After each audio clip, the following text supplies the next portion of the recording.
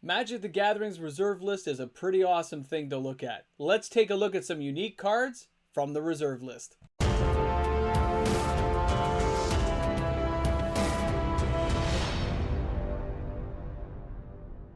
So you're back again for a little bit more, are you? That's right, guys. It's MTG Moxman here. Happy to have everyone back in the house as we go ahead and take a look at reserve list cards today. Now, a lot of these cards may not be the highest price cards on the reserve list, but they are so much fun to look at and see the age that some of these cards have gone through. And as buyouts continue, you recognize a lot of these cards will go a lot higher in the next 20, 30 years. Let's go ahead and look at card number 1. We're starting off in the Fallen Empires with Hand of Justice. This card is $7 Canadian near mint. The average is $3.42 US. The market has it at $3.38 US. And €2.20 will get you that card. He did try to grip up there above the $6 mark US, but he's definitely fallen down since then. I mean, he is a Fallen Empires card, but the sales are surprisingly high on a card like this. So keep an eye out. Remember, reserve list cards aren't coming back, and near mint copies of any card reserve list are going to be something hard to find in the future. Way to go, Hand of Justice, for hanging in there. Let's go ahead and take a look at card number 2, which is the Thelonite Monk from Fallen Empires. $5 Canadian near mint. The average is $2.26 US. The market has it at $2.39 US. €2.18 will get you that card. He's kind of unique in the fact that he can sacrifice a green creature to turn somebody's land into a forest. Now, think about that, because it could do damage in somebody's deck in Commander. He's only a 1/2. That's not why you're putting him out there. There are lots of token creatures nowadays that could make a card like this, being able to multi-tap in a turn and turn a lot of people's lands into forests, something to think about. And remember, he has had very high sales recently, which makes me believe somebody's thinking he might be something spicy later on. But who knows? He's not very expensive yet. You never know where they're going to end up. Let's check out our next card. Now, when we're checking out the Elvish Farmer, again, Fallen Empires, but the sales on a lot of these cards are exceedingly high for what I was expecting to see. Now, $7 Canadian for a near mint copy. The average is $5. The market is $4.67 US. €5.83 will get you that card. But when you see how low this card has come, spiked up in the early, 2018, 2019, fell again, and then has risen to a point where it's like $7, $8 and slowly drifting down US. The sales being high on this card are something, again, the fungus, the making the spore creatures. I can see why people might be tagging this up with a Thelonite Monk and ramping out a whole bunch of small creatures to be used. I'm just not sure if it's actually happening in decks. If anyone has information, please make sure you share it with me, because there are a lot of sales that tell me somebody's doing something with this card. Now, when we're taking a look at our next card, it is Field of Dreams from Legends. This card is $220 Canadian, moderately played. The average is $2.99 US. The market is $2.04 US and 78 cents. And of course, €132.98 will get you that card. The sales on it are exceedingly slow. It only had 1 or 2 sales in the entire last month. But anyone looking for this card has to realize it is an okay card. It's kind of fun to have a 1 casting cost enchantment depending on when you're using it. And of course, being used in Commander, Legacy, and Vintage, it is played in a few decks in Commander. The price I expect to actually slowly rise over the next 24 months as people realize how rare Legends rares are to get. 19,300 of each. There is not a lot out there. Remember that going forward, and it will help you in your financial choices. Now, when we're taking a look at the next card, which is Rogoth of Kerkeep, another Legends card on our list today, Rogoth has continued to see steady sales everywhere across most platforms. He's coming in at $150 Canadian for a heavily played copy. The average is $139.97. The market is $134.87. €85.20 will get you that card. The formats he's allowed to be played in are Commander, Legacy, and Vintage. Of course, any kitchen table will do it well. Now, as a Kobold Commander type guy, it's great to see that he's still around, giving all those Kobolds of Kerkeep a +2/+2, but he was not very usable having to pay the 3 red mana to keep this bad boy around. If Kobolds ever get some serious tribal support, though, he really could see a bump up in price and value. And let's not forget the fact that any Legends rare only has 19,300 of it out there, which makes it a very rare card to find indeed in decent condition. By the way, if you're looking for this card in near mint, a near mint copy can be had for about $250, just in case you're looking for it. Let's take a look at our next card on the list, which is going to be, that's right, from Homelands, Baron Singh is coming in there at $12 Canadian for a near mint quality copy of this card. The average being $10.99 US. The market has it at $10.94 US. €8.65 will get you that card. The sales were really surprising on this particular guy. They're very high. I'm taking this as part of the Dracula stuff from Crimson Vow coming out. People wanting to build, a vampire deck with one of those epic old school vampires. He's not the worst card. 8 casting cost is massive, but there's ways of ramping out mana nowadays that it's not nearly as imposing as it used to be to try to dedicate that much mana to getting this creature out.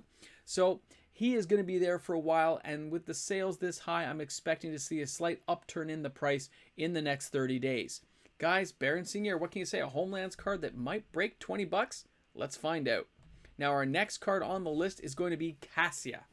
Casa, whatever. From Alliances. This $7 Canadian light played copy of this card. The average is $9.49 US. The market has it at $10.11 US, and €6.15 will get you that card. The sales on this card are particularly steady. I expected to see higher sales with some other stuff I was tracking, but it didn't happen. So the fact this card gives all green creatures you control a +1/+1 is kind of nice because it includes herself in that. And it's nice to see a legendary creature that isn't too impossible to cast very quick in a green deck. So for that reason alone, she's here on the list today. I'd like to see what will happen if we see any other cards that bump her up in the future. She may find a home. And again, she can be played in Commander, Legacy, and Vintage. Let's go on to our next card. All right, guys, Teferi's Isle. This is a card I talked about a while ago from Mirage. I did like the card. I like the artwork, the style of it. I didn't find it very useful, of course, as it comes into play tapped. But, what can you say? It does tap for 2 blue mana. Now, at $13 Canadian nowadays for a near mint quality copy, the average being $11.15, the market $11.01, and €7.34, of course, will get you that card. But when you're looking at it, if you're trying to find a way around that phasing ability so you can use it right away, that's what people are trying to do. It has had steady sales continuously for months and months and months now, so I'm putting it on the list just to let people know somebody is buying multiple copies every month, and it's the same 3 or 4 people. And it's mostly on eBay. So we'll just keep an eye on this guy and see where he goes. The next card on our list today is Humility from Tempest. This card comes in at $74 Canadian for a heavily played copy. The average is $66.50 US. The market has it at $67.50 US, and €44.85 will get you that card. Now, it is playable in Commander, Vintage, and Legacy. I just want to comment on that. I haven't really seen it played in Vintage and Legacy myself, but I have seen it used in Commander. It was actually in one of my niece's boyfriend's decks. Like, he shrunk everyone's creatures down to 1/1s. He had these little mini board wipes that just knocked all the creatures off. It was interesting to see. He had a lot of utility cards to back it up on the battlefield, such as Island Sanctuary and things that could stop you from attacking. He had mode out there. It was really a fun deck to see it play in Commander, and he's lucky he got it off because, I should have wiped him out when I had the chance. Isn't that the famous saying? Very good card. I think it's a little bit underrated. It should be a $100 plus card right now, and it's not. So if you're looking for this card, it might be one you want to snag up while you have the opportunity. Let's check out our next card, which is going to be Sustaining Spirit from Alliances. Now, I did use this card back in the day. This was a replacement for Ally of Cairo, or in my case, an addition to Ally of Cairo to keep me alive in case my life was dying off. Now, $8 Canadian for a near mint quality copy. The average is $3.70 US. The market has it at $3.26 US, and let's face it, €2.43 is not a lot to pay for this particular card, especially if you're trying to keep yourself alive. It does play fairly well in Commander. I am using it right now in my Angels type deck. Also Legacy and Vintage, which I have not used it for years for those particular decks. The sales have stayed steady. It's a very underrated card for what it does. It is definitely a card people want to grab at these cheap prices, especially if you're on TCG Player in the States, where some copies were even cheaper than what I'm showing you today. Crazy good deal for this card. Keep it in mind if you're trying to get one of those life decks going. Let's take a look at our last card today, which is going to be Peregrine Shift from Weatherlight. This card's $13 Canadian lightly played. The average is $18.79. The market has it at $11.69 US, and €18.99 will get you that card. Now, the sales on this card are very high. I noticed it late last week. I started recording the sales and taking a look to see what's happening with it. Now, the fact that this card is just a sorcery, which slows it a little bit, gives a little bit of a negative to me. The one blue, one other though, and removing all cards in a library from the game, shuffling your graveyard back into your library is kind of nice if you can find a way to get the cards into your graveyard in the first place. People who might be using deadly decks against you to flip you out, this could be that life-saving card you need to keep you going in your Commander game. It's also used in Legacy and Vintage, but some decks were using it in Commander, so that's where it stays right now. At this price, I'd be willing to buy a copy for myself just to have it in case I decide to build a deck with it for Commander. Pretty interesting card.